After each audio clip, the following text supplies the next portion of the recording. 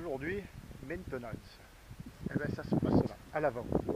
Alors j'ai commencé parce que j'étais tellement omnubilé par ce bricolage que j'ai pas filmé le début de l'opération. Mais bon, le début de l'opération, on le comprend aisément. Donc j'ai sorti la poupée. C'est maintenance du guindeau, quoi, évidemment. Donc j'ai sorti la poupée. La poupée, pour la sortir, comment on fait? On dévisse donc cette pièce. Hop, on la sort. Cette pièce, elle tient bien la poupée qui est là. Voilà, on la sort. Bon, bien sûr, j'ai tout nettoyé. J'avais déjà fait ça une fois, j'avais bien graissé et tout. Et là, je vais essayer de sortir celle-ci pour voir là-dessous, là, comment ça se passe. Nettoyer, il y a un joint torique, ou deux, me semble-t-il. Et donc, après, on va regraisser. Donc là, j'en suis à l'étape où je dévisse le cache.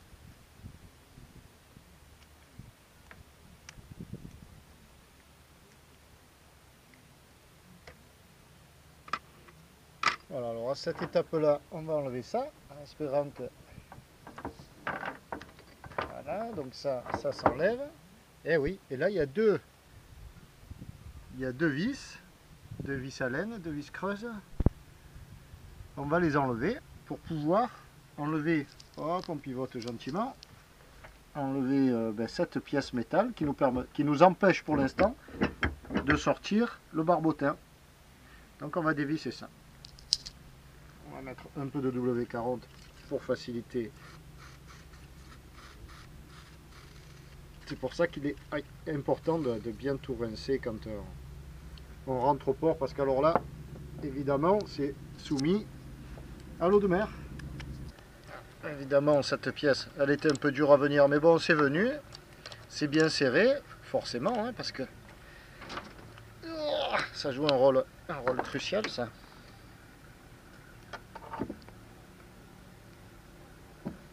Ah ouais, c'est bien ça. Ça va sortir avec l'axe. Ça, c'est pris dans l'axe du barbotin, on dirait. Donc, on a beau temps, on en profite. Je fais en même temps une opération batterie. Ouais, je suis un kikiné avec mes batteries. Il y en a une des deux qui est dans un sale état. Elles ont du mal à garder la charge. Elles rechargent bien, mais elles se déchargent vite, j'ai l'impression. Elles ont dû atteindre leur nombre de cycles, mes batteries. Donc, je vais les amener. Avant de les changer, là, je vais jouer leur dernière chance de vie. Je vais les amener chez Batterie Paca, ou Paca Batterie, je sais pas, à la Bédoule, pour les faire... Ah, il y a encore de la graisse là, c'est bien ça. Et ouais.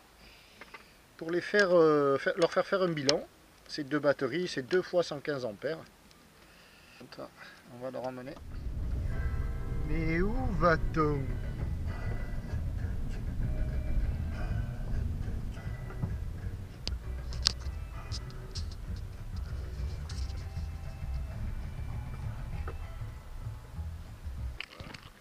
Ça va vous-même? Voilà, Tony. Tony et son chien.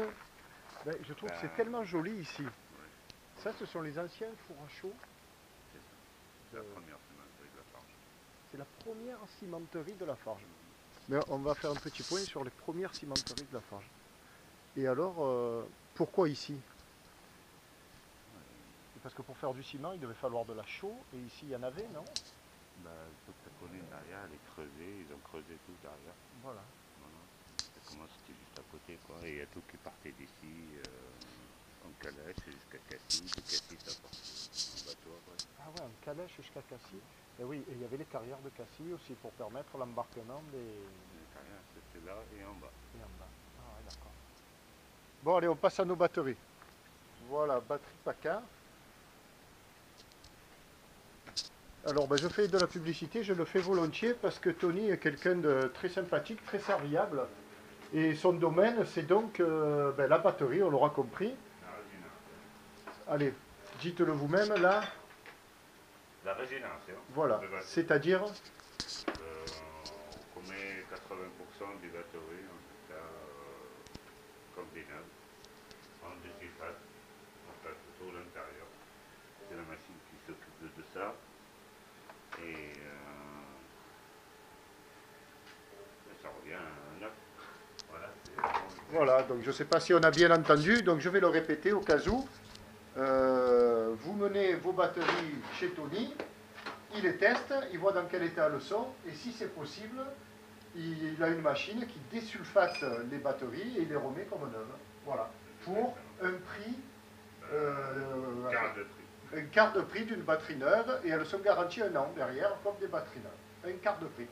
Donc je disais à Tony, et on va l'écouter, c'est très intéressant concernant les batteries. Moi, quand j'ai mené mes batteries, elles étaient à 12 volts, et pour autant, elles étaient mortes. Donc vous les avez testées avec un petit appareil. Oui. Donc, c'est pour connaître l'ampérage qu'il y avait dedans et la résistance interne. Déjà, c'est ce qui va nous déterminer.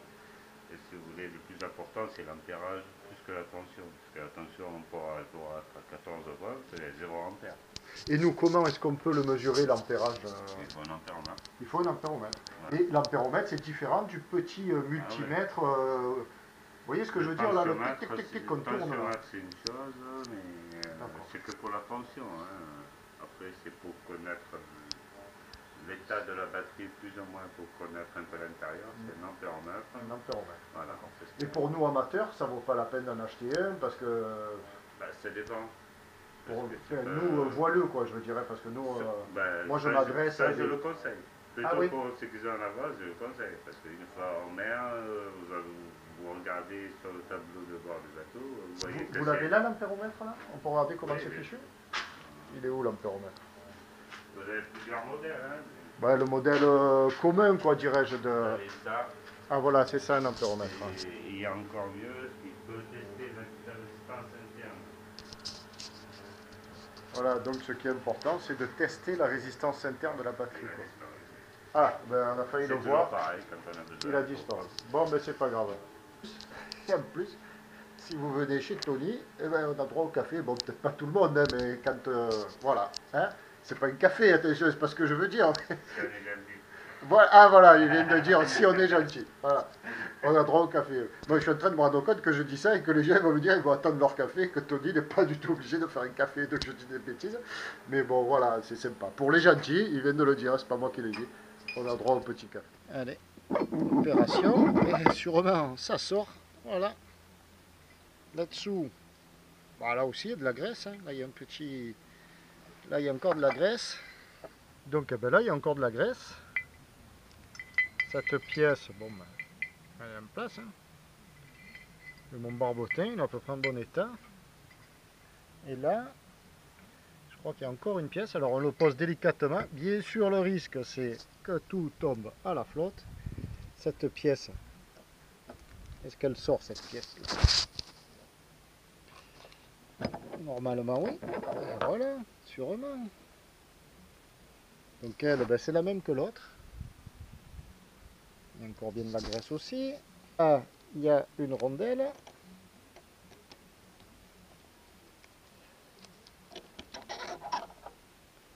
Ben voilà quoi. Voilà la rondelle. Qui se positionne là évidemment. Et puis là, je crois qu'on est au bout. Hein. On va nettoyer tout ça. Ah oui, c'est là, il y a un joint là.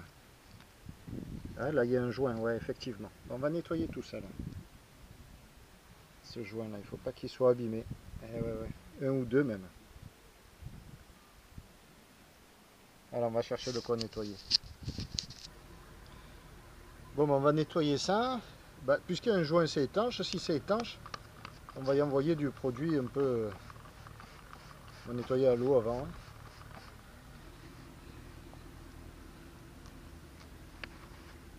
Ça s'enlève pas, ça? Non. Si, il faut des vis. Qu'est-ce qui se passe? Boulette. Fais boulette. Boulette petite. Là, d'un coup, je vois une pièce un peu bizarre. Là. Fais pas une pièce.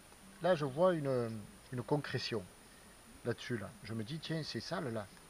Et je frotte fort. Donc, c'est un capuchon, en fait. Dedans, il y a un aimant. Voilà, dans cet espace-là, il y a un aimant. Et la boulette, c'est quoi? Ben, c'est que ce capuchon, là, heureusement, je ne l'ai pas paumé ni rien, il faut que j'arrive à le refaire tenir, à le remettre là-dessus. Il me faudrait un peu de sika, en cas je le mets en sika, mais du sika, je suis pas sûr d'en avoir. Enfin, je vais me débrouiller, je vais mettre de la colle, là. Enfin bref, allez. C'était la première petite boulette. Si ça se cantonne à ça, je m'en sors bien.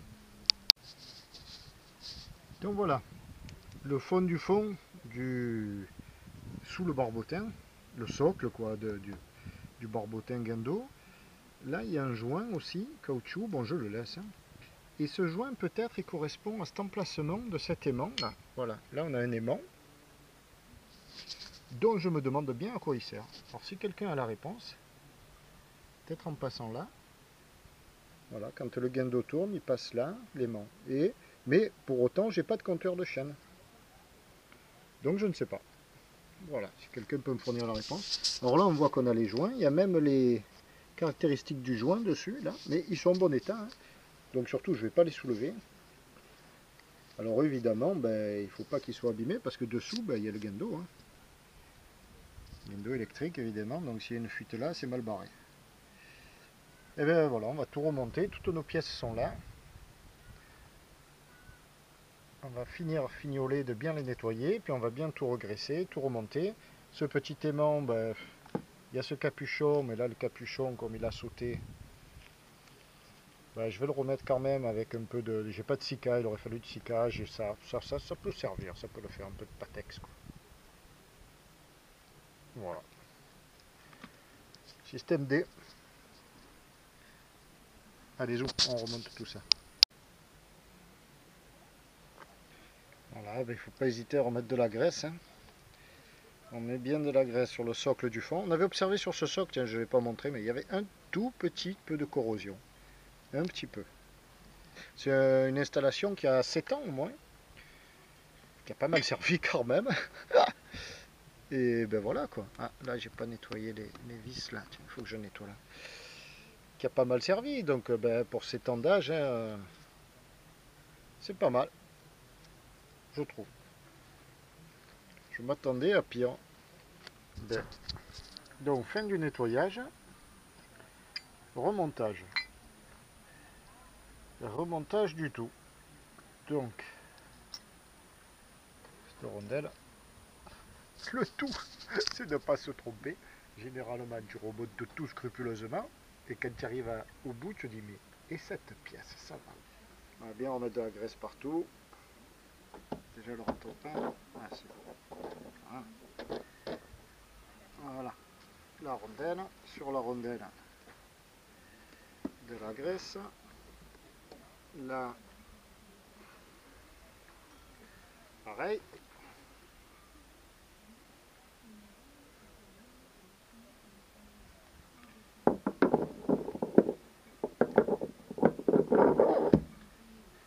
Voilà. Et ça, oui, ça va donc dessous. Comme ça. Là, avant de l'opposer, on va bien mettre de la graisse aussi dans les trois.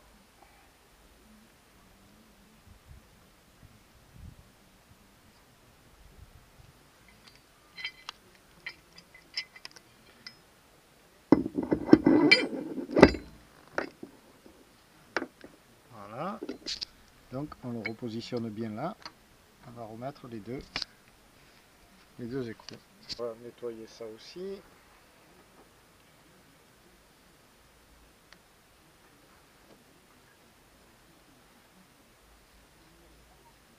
Filetage. Voilà. Et allez.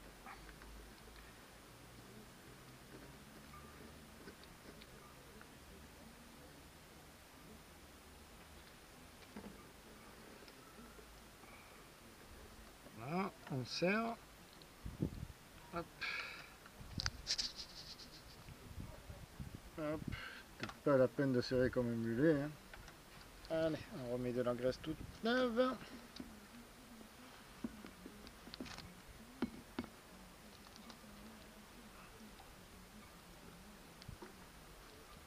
Voilà.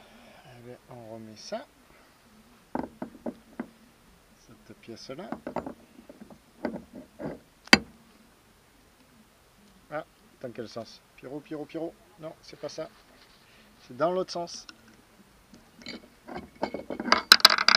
Ah, tu es couillon alors quand tu t'y mets. Voilà, ah, bien sûr. Quel idiot. Et tu me fais un idiot, mon Pierrot. Comme c'est pas permis. Voilà, et là on va remettre bien de la graisse. Et puis, plus qu'à poser ça. Hein. Magnifique. Voilà, petite opération à faire peut-être, je sais pas moi.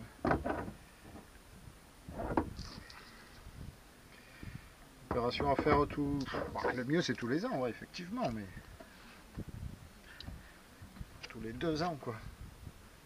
Il suffira peut-être... Ah, là aussi il y a un joint. Ah, là il y a un joint torique. On va nettoyer un peu là-dedans, c'est pas de vis.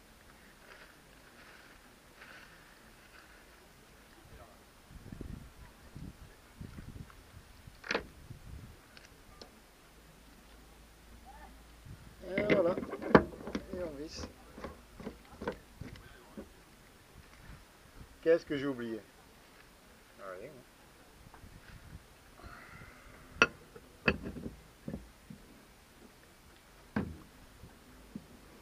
Ben non. Tout va bien. C'est pas en relief du tout. Nickel.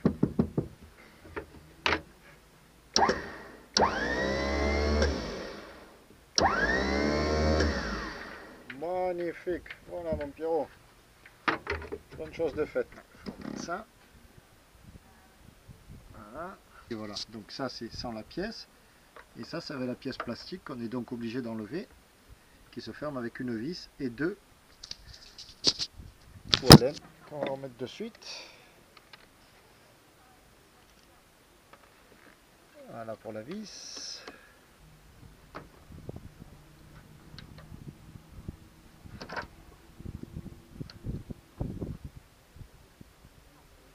Après il sera l'heure d'aller manger quand même, parce qu'il se fait midi et demi, 1h là peut-être.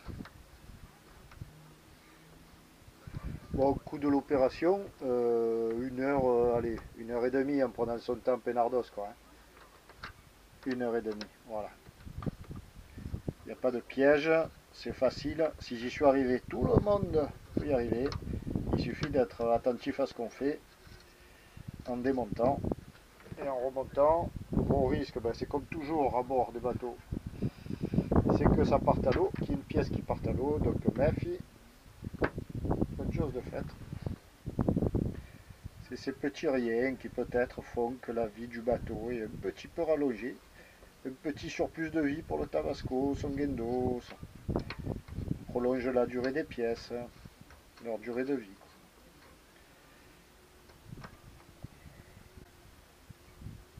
Mais souvent, c'est pas qu'on ne peut pas le faire, on ne veut pas le faire, c'est qu'on n'y pense pas. Donc moi, à la rigueur, ce petit tuto, entre guillemets, parce que c'est surtout pour faire penser aux copains navigateurs, voilà, à faire cette petite manip. Quoi.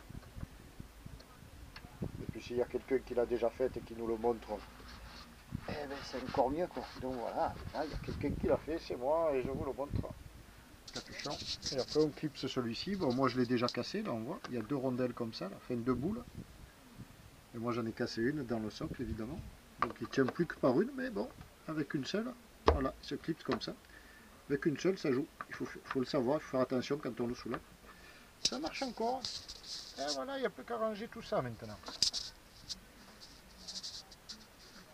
Bien joué, Pierrot. Bien joué quand même. Oui.